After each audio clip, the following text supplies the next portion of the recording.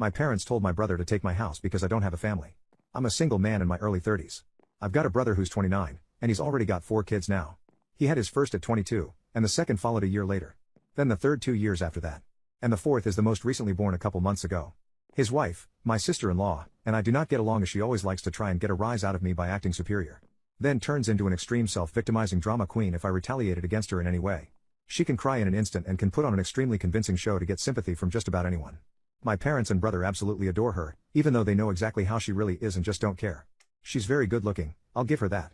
But she's so awful that I could never be attracted to her. She also refuses to get any sort of job, even though she has a college degree, and my mother willingly helps with the kids all day. So their finances are entirely dependent on my brother. This also means they can't afford to live anywhere but my parents' house. And privacy is a bit of an issue with all of them under one roof in a 3-bedroom house that was built in the 60s. Growing up, my younger brother was also the obvious favorite. We're 3 years apart in age, but he developed a superiority complex because I was badly punished if I retaliated against his antics in any way back then. It was obvious my parents cared for him a lot more because he got the lion's share of everything unless people called them out on it. Which did happen a fair bit by other members of family. Which is why my parents packed us all up and moved us about 150 miles away from them, so they generally would see us on holidays since it was a 3-hour drive. My brother got physically abusive towards me on a number of occasions, flirted relentlessly with my first girlfriend to the point she broke up with me, and laughed at any misfortune I had. And my parents just told me to suck it up whenever I was upset about it. I only got equal treatment when my parents wanted to keep up appearances. I admit it was rather funny to see the looks on their faces whenever they had to treat me equal to my brother on birthdays and Christmas because other people were present.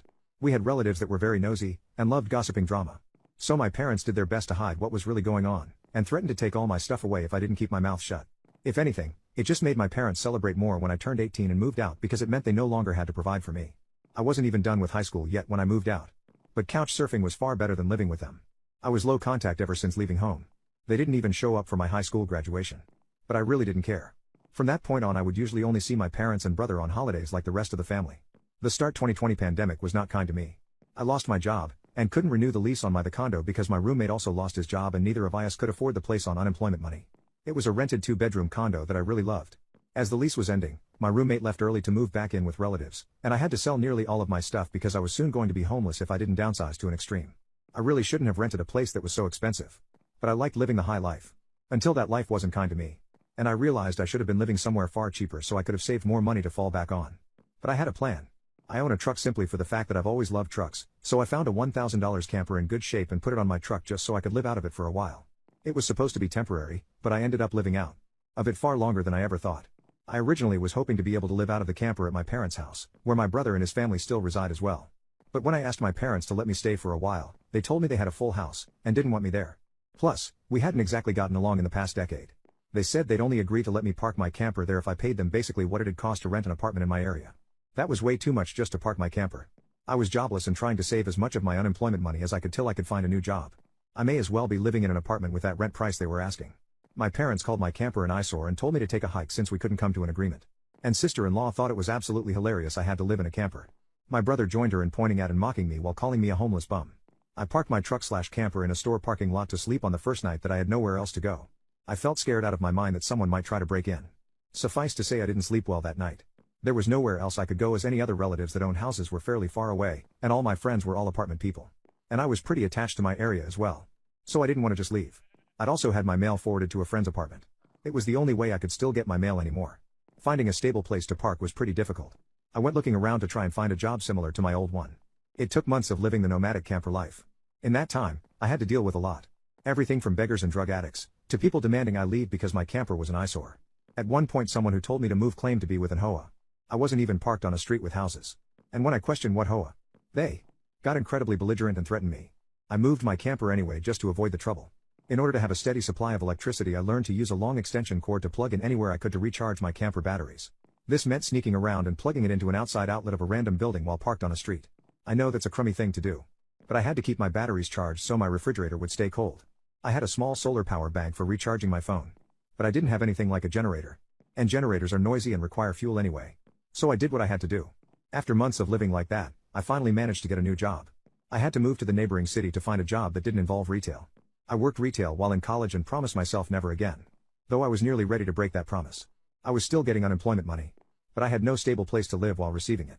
And I didn't want to still be jobless when it ran out. Plus I was bored out of my mind. I had little else to do but read, watch movies on a small portable DVD player, use my phone or laptop, and keep note of where I could park and what local public bathrooms I could use. I kind of envy that the Japanese have public bathhouses. We could really use stuff like that over here. When I finally landed a new job, I practically lived in the back lot of the building by the warehouse in old employee parking spaces literally no one else seemed to bother using because they were so far in the back that the area was borderline forgotten. My boss/company owner actually liked this arrangement because I was willingly available to take any shift I could get, so long as I had enough sleep. He even let me take the camper off my truck and set it up in one of the spaces so I could drive around without it. Not exactly sure if this was legal, but no one bothered us about it. The entire time I lived back there, I didn't have to deal with many trespassers. There were a few, but the security guards escorted them out. I was pretty much on call almost all the time when they needed me, and was working virtually every day of the week. My boss let me plug my camper into the building for power and water, and I paid a small amount of rent by working for free on Sundays when no one else was in the office but the janitor and security guard. Beyond that, I usually had to shower at a friend's apartment, or at my local gym as the camper didn't have a shower in it, and only a portable toilet. And I didn't want to fill it because emptying it is a nasty chore. So I used other bathrooms as often as I could. I had a key to the warehouse, and could go in to use the bathroom there at any hour. I was even on a first-name basis with the night security guard. He's since become one of my closest friends. The camper was easy to heat in the winter with a small electric heater. Summers were not fun though. The camper didn't have AC, so I had to get a used portable air conditioner just to make it bearable. I made a lot of overtime pay, and hands-on learned some new skills from other employees. Eventually midway into this year I landed a better position in the company as a supervisor, and started making a better salary than my old job. That's when I decided I wanted a house. The scare I'd gotten from losing my condo made me realize I needed something much more stable for the long term. I looked around for something close to my work, and just 2 miles away found a 3-bedroom manufactured home on a small property. But I managed to get it for $10,000 less than the asking price somehow. I used nearly my entire savings for a down payment and got approved for a home loan. I finally didn't have to live in a camper anymore. There was enough space for me to back my truck in behind the house to take the camper off to set it up in the backyard. So I put it there as its own little building just in case I want to use it again. When I was fully settled in the house, I was dumb enough to brag about it on my book of faces. My family saw the post, and that's where this stuff really starts. After a few weeks my parents and brother along with his family came to visit completely unannounced to have a tour of my home. I didn't even give them my address. So how they found out where I live, I still don't know. None of my friends have fessed up, and no prior family members visited me before that. So I wonder if they stalked me at work and followed me home or something. It really wouldn't surprise me. Once I opened the door, they practically all shoved their way in like rambunctious tourists. Then just started making themselves at home. They all kept poking around and sister-in-law had this creepy smirk that she was repeatedly flashing me. And it was only later that I figured out why. And it made me madder than a bull on steroids that just got stung by a hornet. My parents were constantly talking about how I've got so much extra space now. And it's too much for someone like me who has no wife or kids. Sure, not now. But maybe someday, and my brother kept remarking about how there was more space than our parents' house, and my house was closer to his job too. Red flags all around, I know. Eventually my brother asked me to speak privately. Everyone else suddenly left the room and piled out onto the front porch. That's what finally made me realize they'd planned something. My brother, let's call him Dan for the sake of simplicity, said the house was too much for me alone. And I should let him move in with his family because his wife is pregnant with kid number 4. And my house is much closer to his job. He pointed out that I already have the camper, so I could just live in that outside while they live in the main house. And I'd like to point out that Dan never once spoke of offering rent. Mind you, he's got a good job. He also started talking about how there would be changes, and even curfews. And that I couldn't just walk in at any time without prior notice.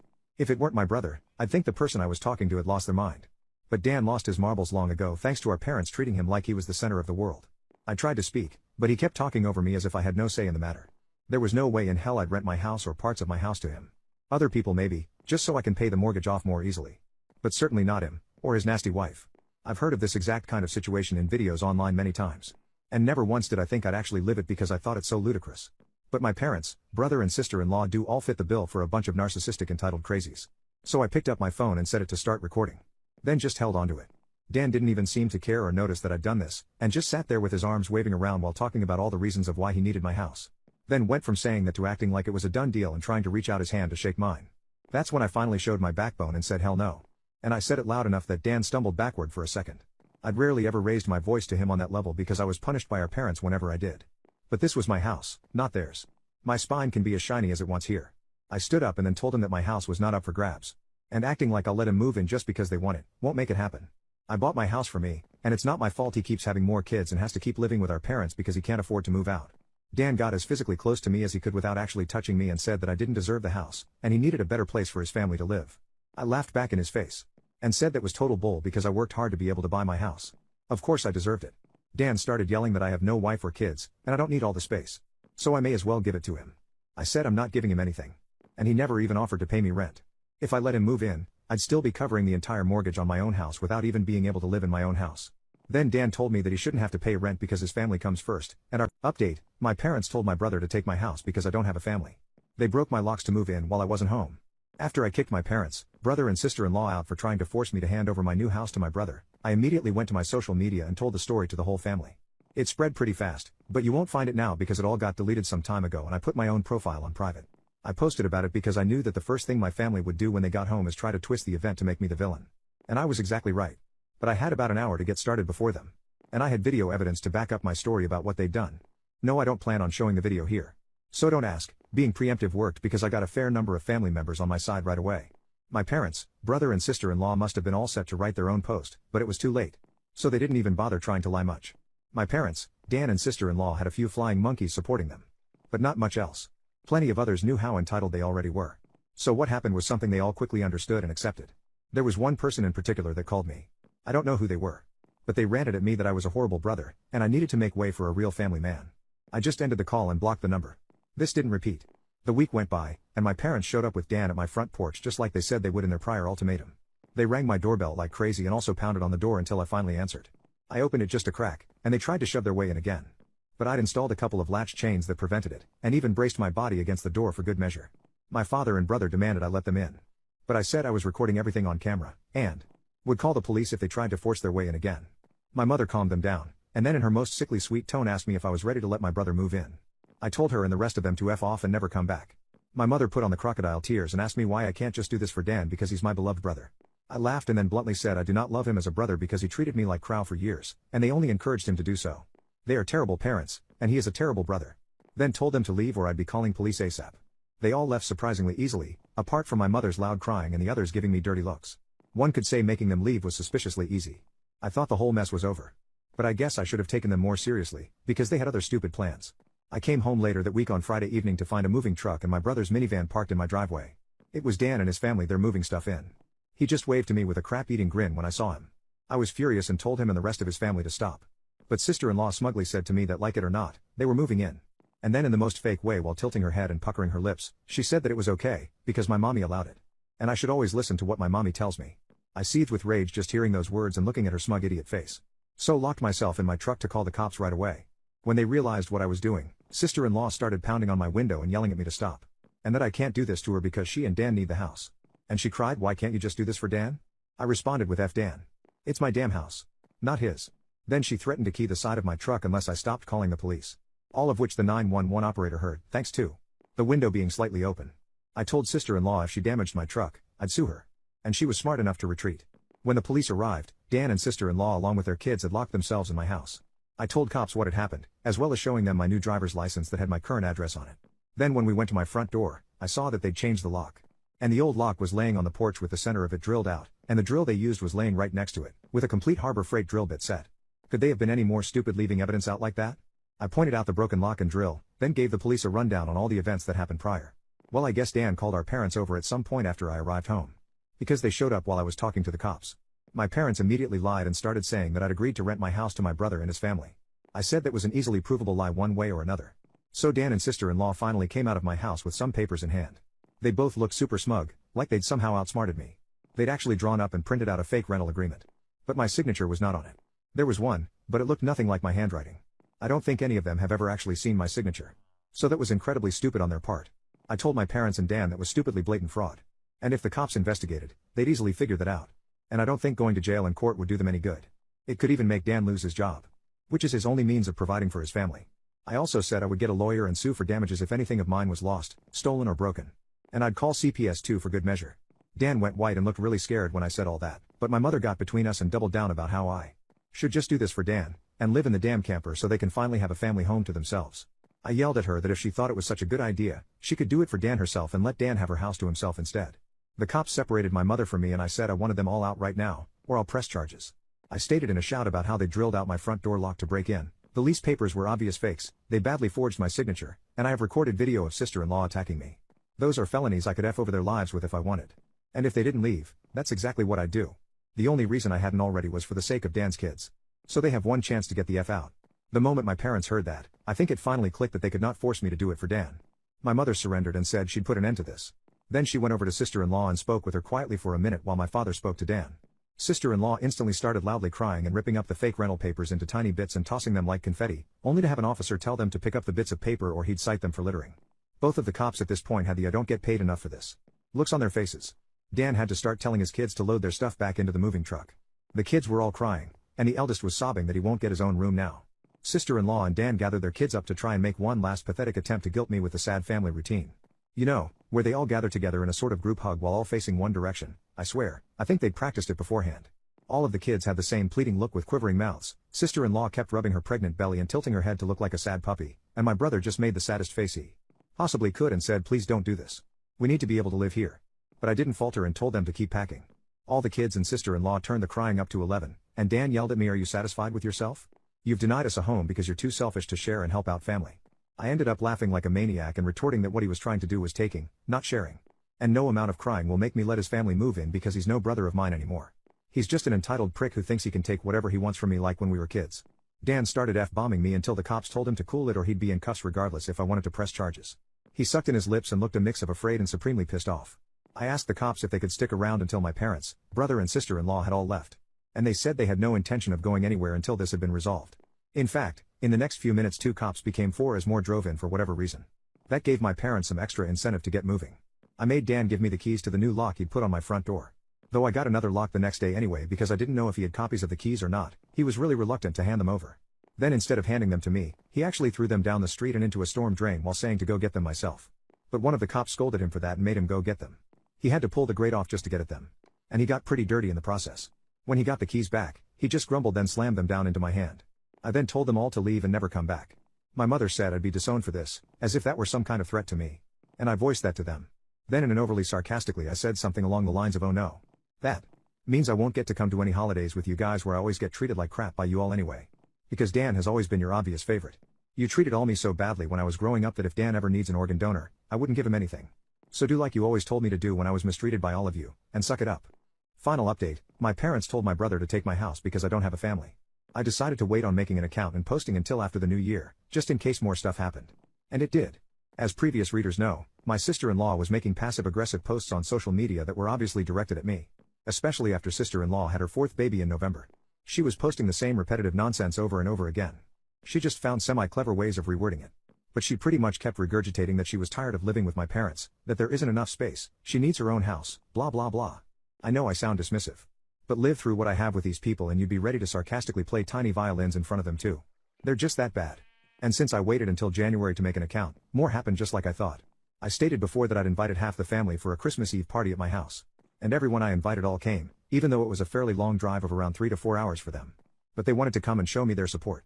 I was praised by them a lot for how hard I'd worked to get a house on my own, and that they were sorry for everything I'd went through. I was asked why I didn't just take my camper and drive the 3 hours back to them, instead of living pretty much homeless for so long. And I had to sheepishly admit that I was very attached to living around here, and I had my best employment opportunities in this area.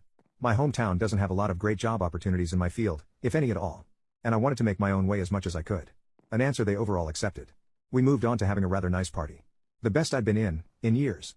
Some relatives even brought CDs of great Christmas albums. And I have to say, the one my uncle brought of Ray Charles was my favorite. He sings Christmas songs like no one else I've heard. It was a grand and happy time. I felt like for once I could just forget my past issues and enjoy the moment. But I wouldn't be writing this if it had stayed that way. About 2 hours into the party, you know who showed up. My parents, brother and sister-in-law popped in trying to look all smiles. They didn't even knock. Just walked right in my front door like they were meant to be there. I shut off the music and told them to leave immediately. They begged to stay and said they brought gifts. One of my uncles stood up and yelled at them before I got another chance to speak. And he said they don't deserve to be in my home, or my life after the crap they tried to pull months earlier. And he was backed up by several other relatives. Mind you, this guy is my mother's brother. And he used to love her to pieces until he found out about the stuff that went on between me and my parents. My grandparents, mother's parents, as old as they are, hurriedly got in between us and said to my parents that if they want to make amends with me, it's far too soon. And they've never been more disappointed in them than they were this past year. They'd hidden their favoritism for my brother from prying eyes for a long time. But no one was fooled anymore. And they needed to make a serious effort to try and actually treat me like a son if they ever wanted to be in my life again. Then they turned to Dan and sister-in-law, and said they've seen the repetitive nonsense sister-in-law keeps posting about. They're tired of it, and to just let it go already. My house will not become their new home. Sister-in-law went back to her old standard of crying, and had a pity party about how she should be the one living here, and not me. She plopped down in a chair to have a tantrum and say it wasn't fair I got this house to myself when I have no family of my own, and she has 4 kids that need more space. And she just wanted a better place to live in and feel like a real mom. It was petty of me, but I loudly pointed out that she sucks as a mother because she lets my mother do most of the parenting while she sits on her butt all day drinking, playing on her phone, or going out and spending all of Dan's money. And she has the nerve to complain about it. I even joke that I'm surprised her baby doesn't get drunk from her breast milk since she drinks so much booze. Which I admit went a bit too far as I got some stares. And sister-in-law demanded to know if I was calling her a bad mom. I said the evidence speaks for itself. And if she wanted to be able to afford to move out of my parents' house someday, then she needs to put her college degree to some use, get a job, and learn to save money. My mother already does most of the child care for my brother's kids anyway. So she'd have plenty of time after her baby gets a little older. My brother's eldest kid, who's 7 years old, ran up to start kicking and screaming at me for yelling at his mom. And he kept at me about how his mom said that I was the bad guy who made her cry and didn't let them live here. That's when my brother grabbed his son to pull him away. But all the other relatives jumped back in, and this sort of turned into a family intervention against my sister-in-law and brother. She was crying, her new baby was crying, her kids were crying. Hell, even Dan was very nearly in tears from the verbal lashing he was being assaulted with. He ended up just sitting on the ottoman I keep shoes in by the front door and looking like a complete wreck. He couldn't look anyone in the eye, he couldn't even say 2 words to me. Not with a whole house filled with angry people ready to judge him if he tried to let out his inner golden child again. If they weren't there to get in his way, I'd bet this would have ended up a repeat of when he tried to order me around to try and take my house months earlier. By this point, though, he'd been so thoroughly humiliated that his and my parents' reputation in the family was completely destroyed because the masks were all now off now. Soon after, my parents, brother and sister-in-law all left in defeat. The party resumed and we all avoided speaking of what just happened for the rest of the evening. Since most of the adults had been drinking, everyone stayed the night in my house. I even let some of them sleep in the camper so there'd be enough space. I admit, it also makes a good guest house. My relatives all wanted a tour of it earlier as well. And they said they couldn't believe I'd been living in it for around 2 years. I got a lot of questions about it. Like what summer and winter was like, and so on. I was up earlier than everyone else Christmas morning, and had a fresh pot of coffee and some ibuprofen for those spiked eggnog hangovers a few of them had. I was complimented on being a way nicer host than my parents ever were, and we all agreed to do this again next Christmas. After Christmas, sister-in-law did finally stop making posts that were obvious digs at me, and deleted all of the old ones as well. But shortly after the new year, she more recently made a new post complaining about how she'd tried to convince my parents to get a camper like I did, so it could be set it up in the backyard so Dan and his family could use the whole house as their family home. Well, a taste of one's own medicine is never fun. Because my parents turned that idea down, vehemently I hear. No one is going to push them out of their own home, let alone their master bedroom. The post was only up for a couple of days before sister-in-law removed it. And she has hardly posted anything since then. She loves to complain. But if a tree falls and no one is around to hear it, can it still complain? Sister-in-law, I guess, has realized there's no point in doing it when no one hears her anymore. And Dan can't afford to move his family out on his salary alone anytime soon. If they end up expecting another child in the next few years, I won't be surprised. Things mellowed down for me since then. And I've even invited friends over for a poker night. I suck at poker because I can never remember a damn thing about it. But so what? We get to drink beer and eat junk food while being merry idiots. We all loaded up on Whoppers from Burger King and just had it at the best way 4 grown men can when they just want to have a good unadulterated time and get pissed drunk. I think maybe around summer I'll look into possibly dating someone. I'm not exactly getting younger here. Fingers crossed that goes well. My camper just sits idle in my yard now. And I admit, there were some days I went out there just to spend time in it. I did live in it for 2 years. It's like my second home. And maybe one day I'll actually get to use it for camping, like it was meant to be. I've never been camping. My parents considered it a waste of time. So it'd be a completely new experience for me. This pretty much marks the end of what happened. My parents, brother and sister-in-law have all been staying very clear of me. In fact, they seem to have gone back to acting like I don't exist, like they did before I bought a house.